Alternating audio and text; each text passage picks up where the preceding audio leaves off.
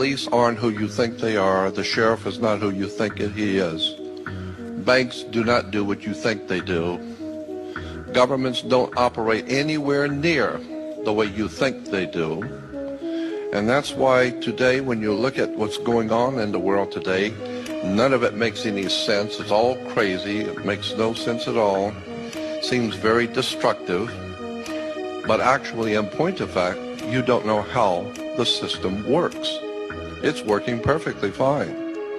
The rich get richer and the poor get poorer, and the people, the masses, are entertained with television and alcohol and drugs, and the wealthy continue to get wealthy, and so it's working perfectly fine once you understand how the world really works, and nothing works the way you think it does. We are fast approaching, I don't know if it's the last, big event.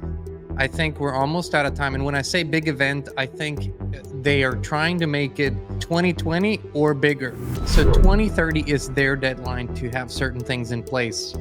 But I mean deadline. It has to be in place. And so they've signaled multiple times over the decades that all those dramatic changes that they want to make in society, the AI and especially the transhumanist changes, but also the way that people perceive government, authority, the restructuring of society, all those major changes cannot happen, and they will not happen unless there are huge events. 2020 showed us this. They were only able to do and implement like digital passports, digital health passports, like proof of immunization to enter any public spaces, all of that. That would not have been possible ever without the event.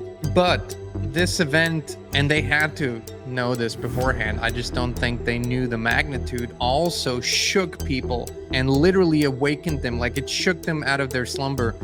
And so it had definitely, they knew they were going to lose a lot of people through it, but also they were going to further hypnotize more of them. Within our truth and freedom community, people that are highly visible, that you might know by name or seen their work, some of them are already pulling back. They're not traveling anymore.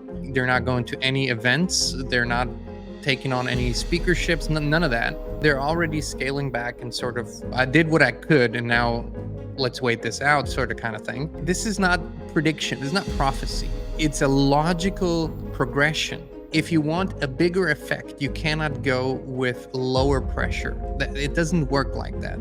The pressure has to be increased and increased and increased with every event that comes. And if this is the big event that I think it will be, then the pressure will be increased dramatically. It has to be, or people wouldn't react to it. We've had a desensitization over the last years, unlike anything we've ever seen.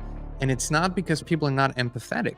As a matter of fact, a lot of you are more empathetic than ever, but you smell the bullshit. You know when you're being lied to much clearer, much faster. You're not falling for it.